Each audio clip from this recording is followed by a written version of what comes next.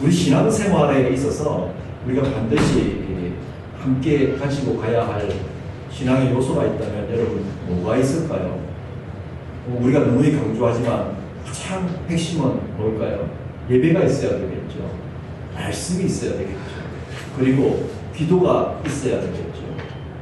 요즘 저는 개인적으로 예배에 대해서 굉장히 많은 생각을 해봅니다.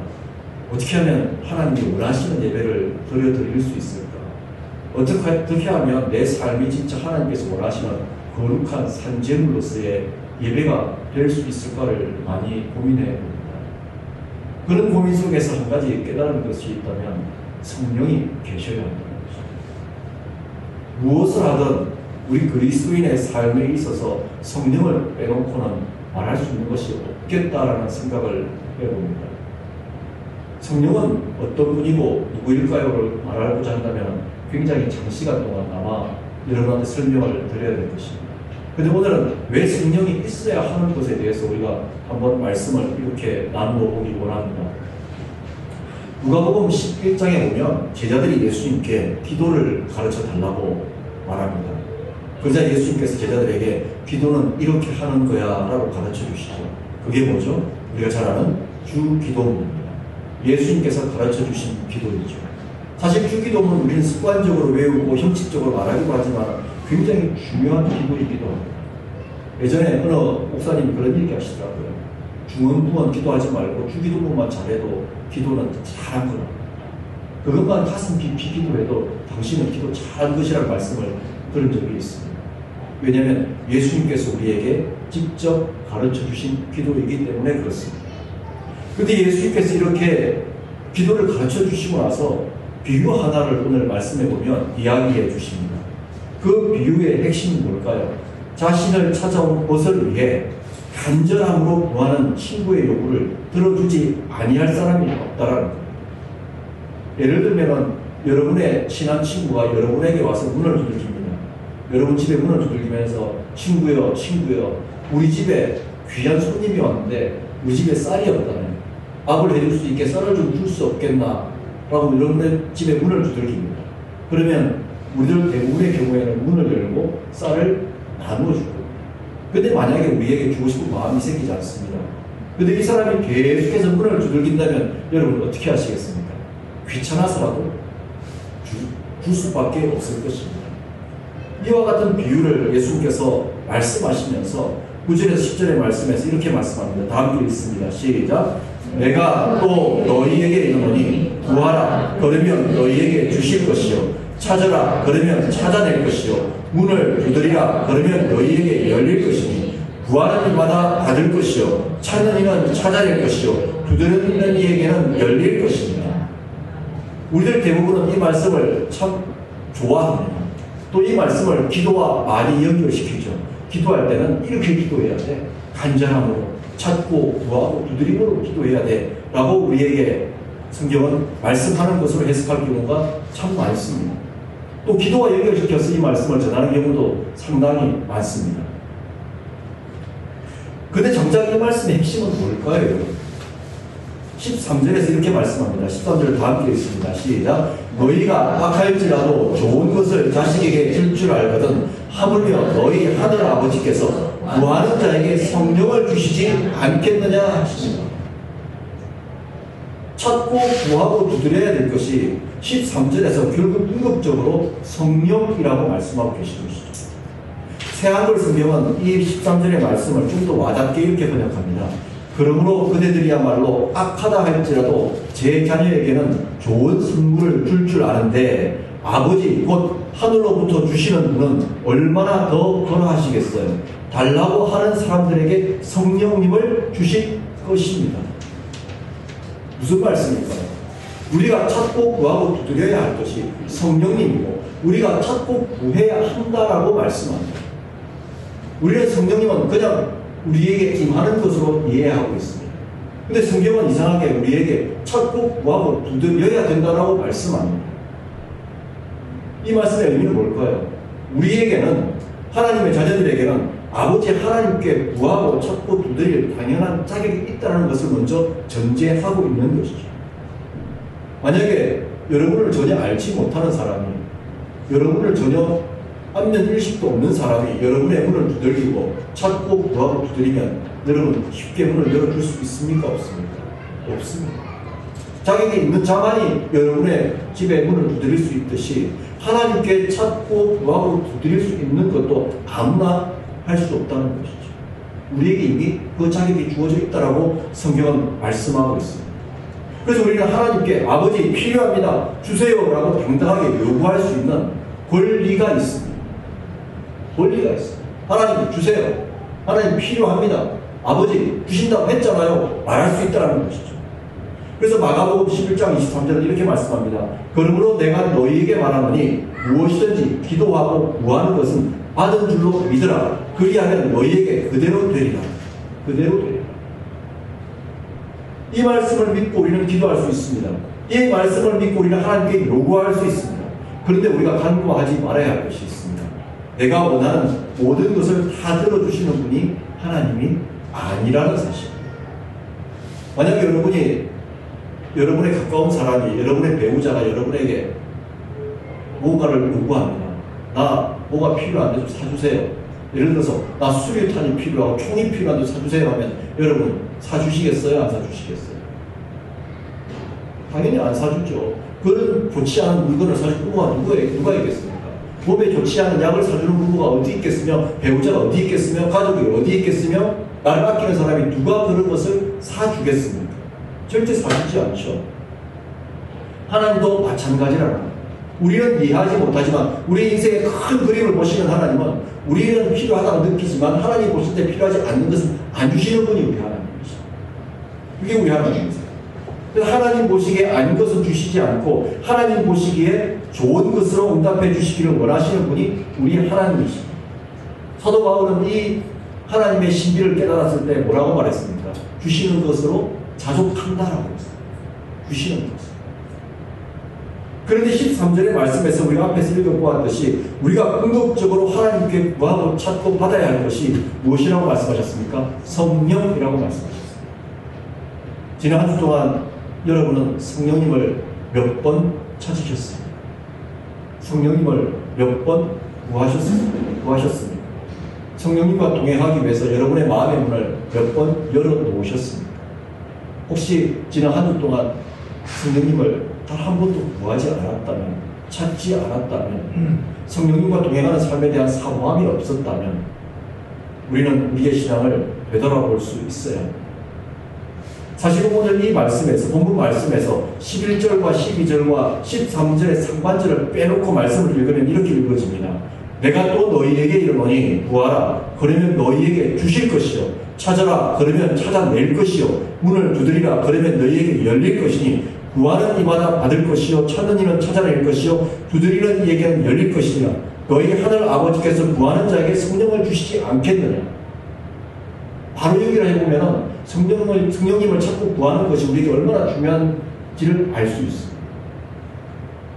성령님은 누구입니까? 하나님의 영이시죠. 우리가 하나님께 간절함으로 구해야 할 최우선 순위가 성령님이라고 말씀하고 있는 겁니다. 우리에게 성령님을 구하고 찾는 일에 간절함이 있어야 한다고 말씀하고 있는 것입니다. 왜냐하면 성령님은 성도의 삶에 있어서 반드시 계셔야 하는 분이시기 때문에 그렇습니다. 하나님만 믿는다고요? 불가능합니다. 예수님만 믿는다고요? 올바른 신앙이 아닙니다. 성령님 없이 믿을 수 있다고요? 불완전한 신앙입니다. 의자를 만들 때 여러분 다리가 몇 개 있으면 의자가 만들어질 수 있습니까? 2개? 1개? 기본적으로 3개는 있어요. 3개가 이렇게 버텨주어야 의자에 앉을 수 있죠. 우리 신앙의 자리도 마찬가지입니다. 우리 신앙의 자리가 견고하고 우리 신앙의 삶이 견고해지려면 하나님도 계셔야 하고 아버지 하나님도 계셔야 하고 아들 예수님도 계셔야 하고 하나님의 영이신 성령님도 우리 신앙 속에 함께 계셔야 합니다. 그런데 예수님이 오늘 우리에게 이 성령님을 찾으라고 하는 실은 이유가 뭘까요?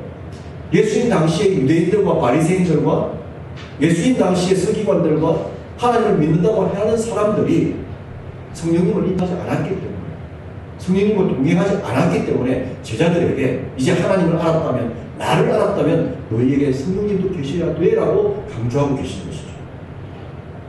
신앙은 성부, 성자, 성령 하나님과 함께하는 삶이기 때문입니다. 예수님의 삶을 보면 그렇습니다. 누가복음 1장에서부터 마지막 장까지 한번 쭉 읽어보십시오. 예수님께서 성령님과 동행한 역사의 기록이 있습니다. 예수님의 탄생 과정에서 마리아에게 성령이 임하시고 예수님이 태어나셨습니다. 예수님의 시작이 성령님이었죠. 성령이 예수님에 강림하실 때 하나님이 예수님을 향해 너는 내 사랑하는 아들이라 내가 너를 기뻐하노라 라고 말씀하셨습니다. 예수님의 공생의 시작도 성령님께서 함께 하셨습니다. 예수님은 성령의 충만함을 입으셨고 이끌려 광야로 나가셔서 시험을 감당하셨습니다. 누구와 함께? 성령님과 함께.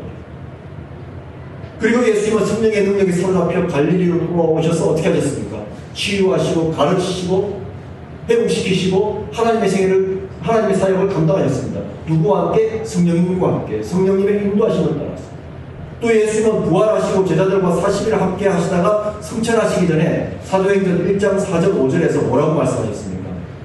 사도와 함께 모이사 그들에게 분부하여 이르시되 예루살렘을 떠나지 말고 내게서 들은 바 아버지께서 약속하신 것을 기다리라.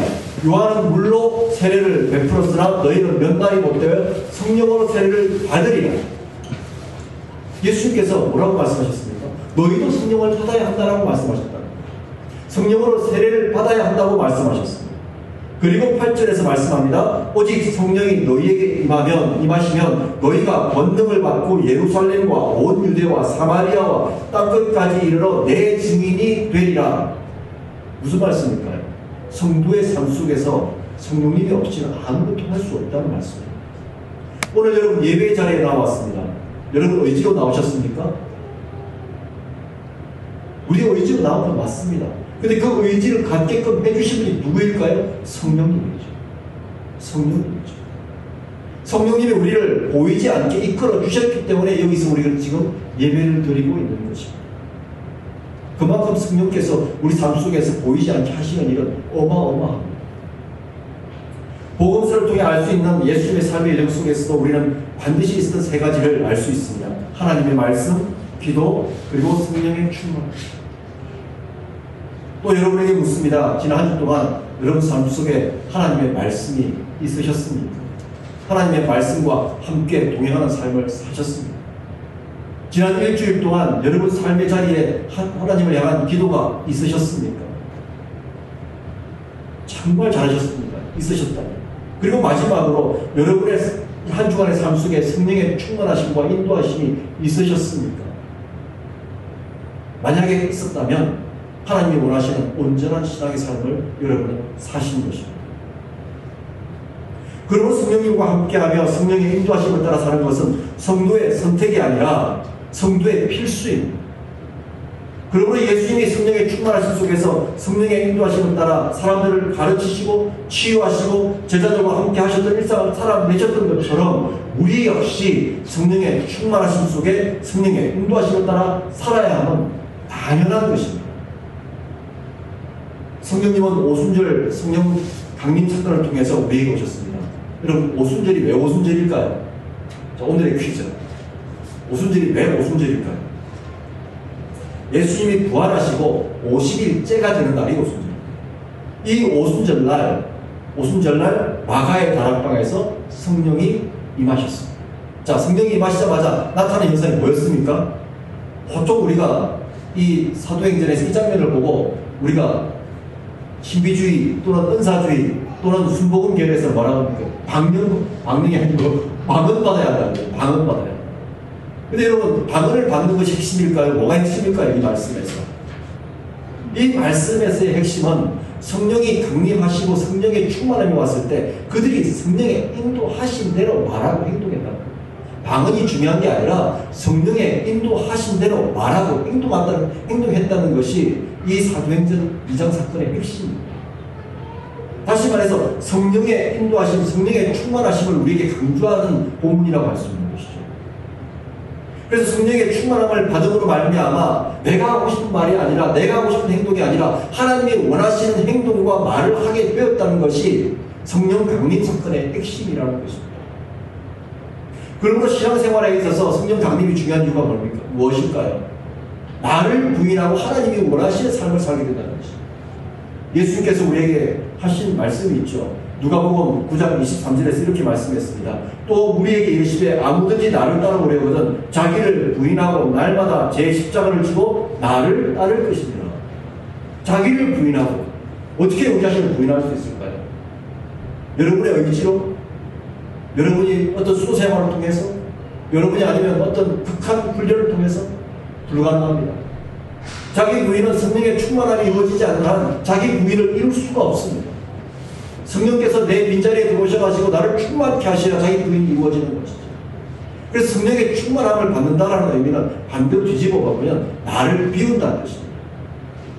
내 안에 있던 내 본성, 내 고집, 내 신념, 내 생각, 내 아집, 내 안에 있는 자기 우상 숭배적인 요소를 다 드러내고 그 자리에 성령님을 모셔들여서 내 속을 하나님의 영으로 충만케 만든다는 것입니다. 그래서 우리에게 성령님이 계셔야 합니다.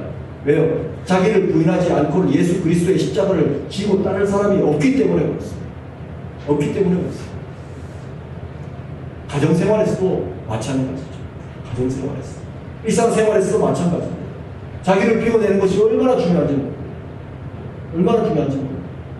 지난 금요일 날 얼마 전에 결혼한 조카 이제 내외가 저희 집을 이렇게 방문을 해드렸습니다.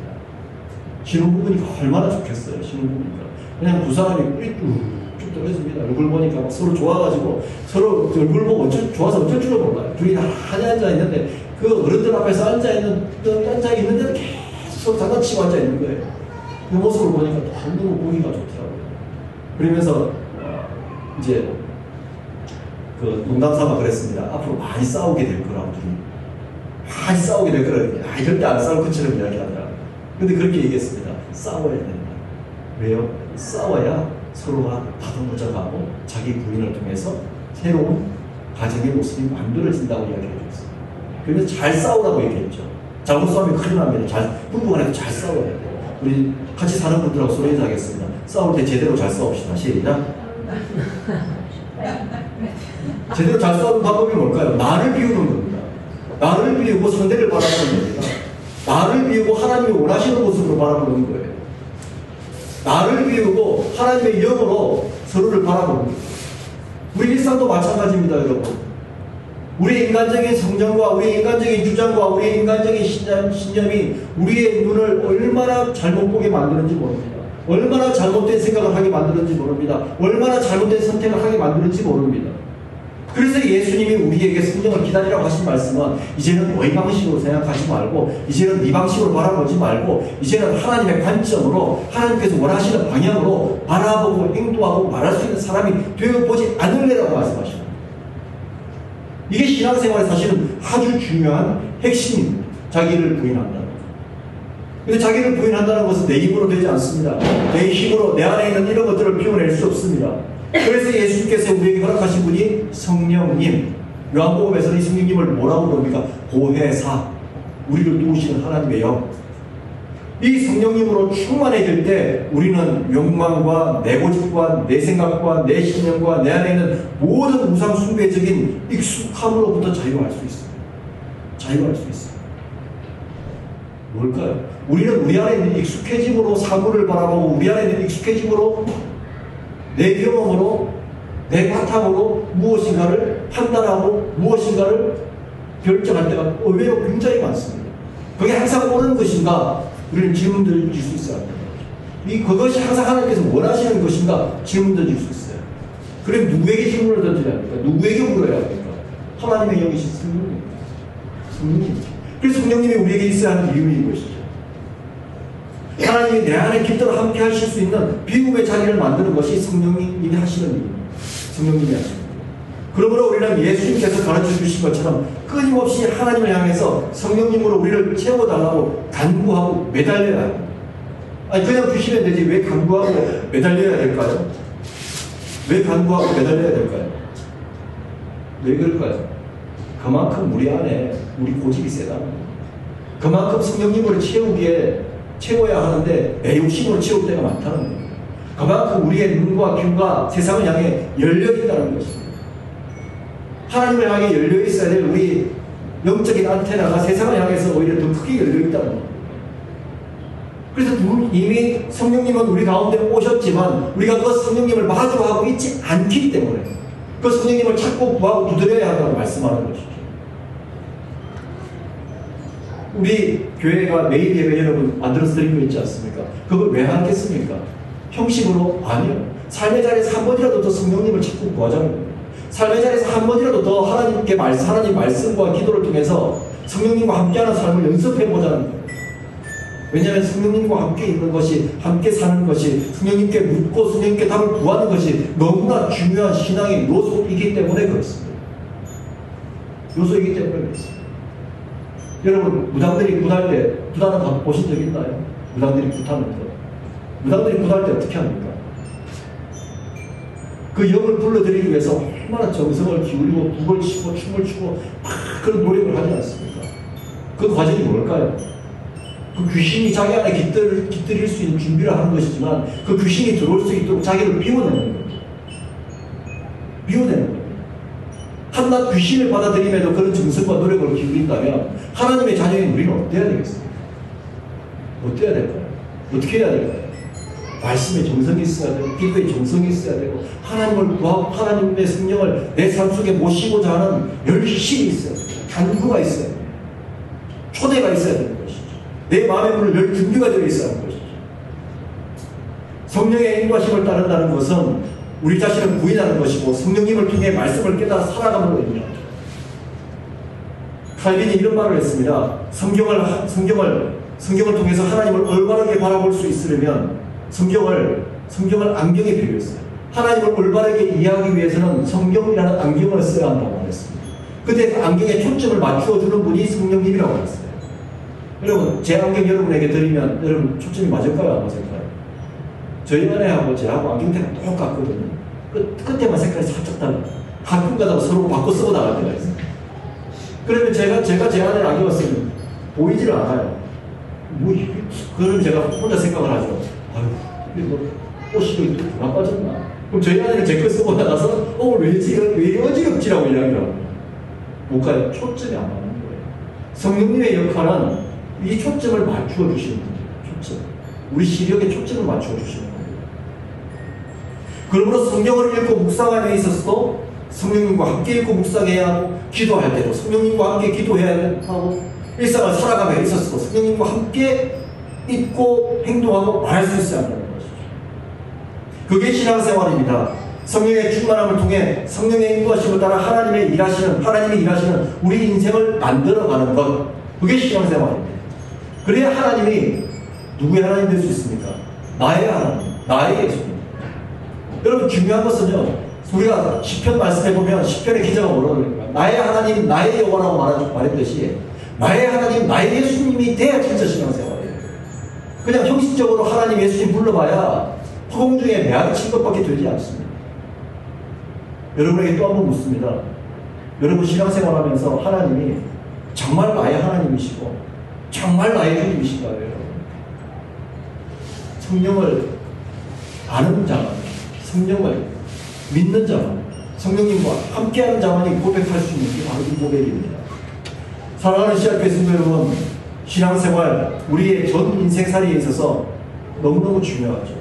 근데 이 중요한 신앙생활을 혼자 할 수 없습니다. 성령님과 함께 해야 합니다.